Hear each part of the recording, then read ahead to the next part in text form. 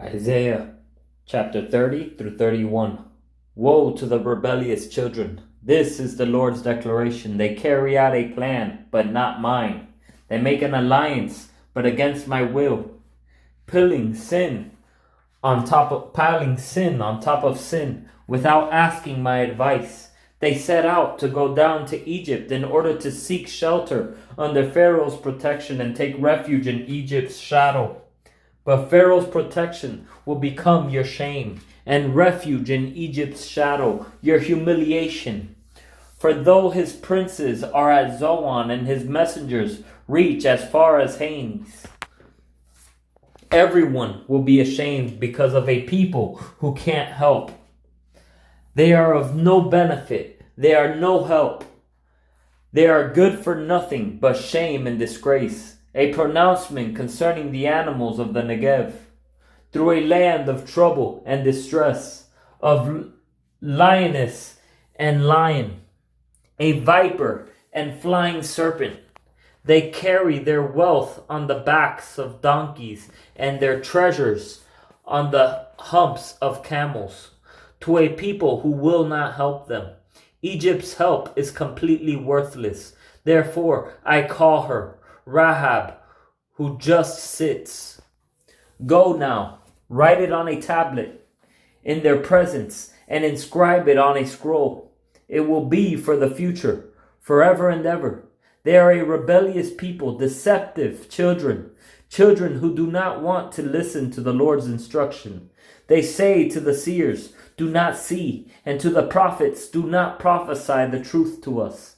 Tell us flattering things, prophesy illusions. Get out of the way, leave the pathway, rid us of the Holy One of Israel. Therefore, the Holy One of Israel says, because you have rejected this message and have trusted in oppression and deceit and have depended on them, this iniquity of yours will be like a crumbling gap, a bulge in a high wall whose collapse will come in an instant suddenly. Its collapse will be like the shattering of a potter's jar, crushed to pieces, so that not even a fragment of pottery will be found among its shattered remains.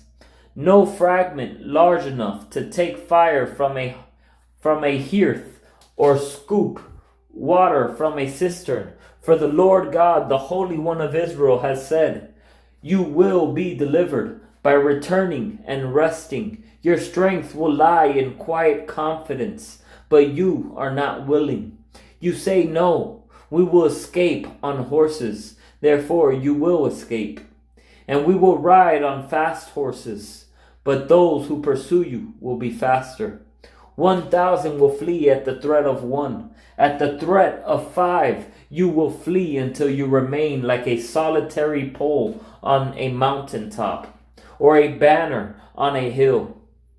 Therefore, the Lord is waiting to show you mercy, and is rising up to show you compassion. For the Lord is a just God. All who wait patiently for him are happy. For people will live on Zion and Jerusalem. You will never weep again. He will show favor to you at the sound of your outcry. As soon as he hears, he will answer you. He will answer you. The Lord will give you meager bread and water during oppression, but your teacher will not hide any longer. Your eyes will see your teacher, and whenever you turn to the right or to the left, your ears will hear this command behind you. This is the way, walk in it. Then you will defile your silver-plated idols and your gold-plated images. You will throw them away like menstrual cloths and call them filth. Then he will send rain for your seed that you have sown in the ground, and the food, the produce of the ground will be rich and plentiful. On that day your cattle will graze in open pastures. The oxen and donkeys that work the ground will eat salted fodder, scattered with winnowing, shovel, and fork. Streams flowing with water will be on every high mountain and every raised hill on the day of great slaughter, when the towers fall. The moonlight will be as bright as the sunlight, and the sunlight will be 7 times brighter, like the light of 7 days. On that day, the Lord bandages his people's injuries and heals the wounds he inflicted. Look, the name of the Lord is coming from far away, his anger burning and heavy with smoke. His lips are full of fury, and his tongue is like a consuming fire. His breath is like an overflowing torrent that rises to the neck.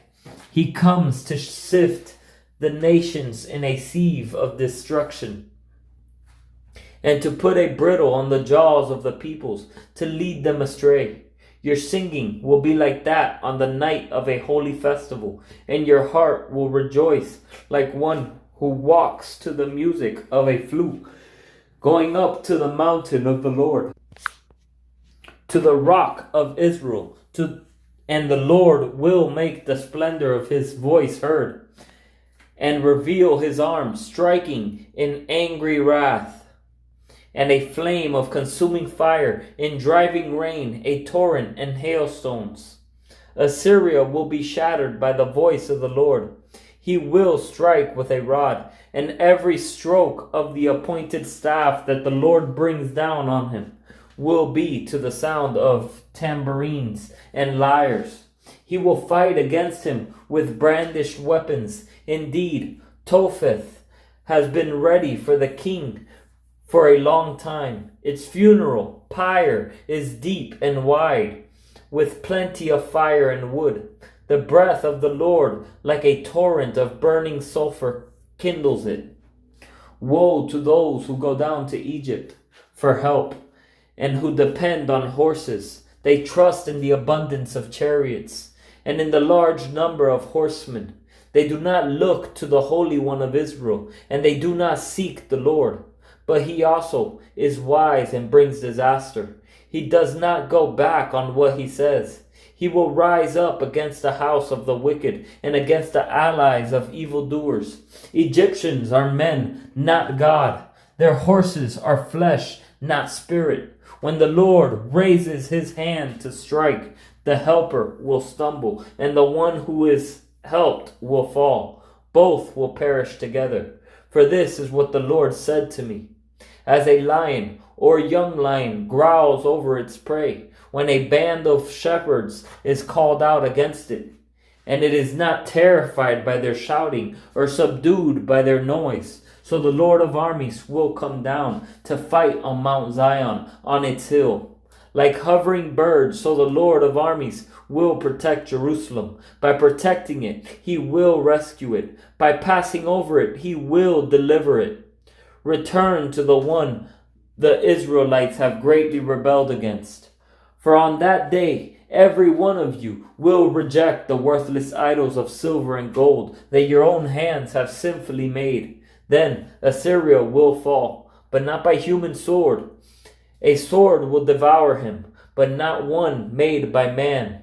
He will flee from the sword. His young men will be put to forced labor. His rock will pass away because of fear, and his officers will be afraid because of the signal flag.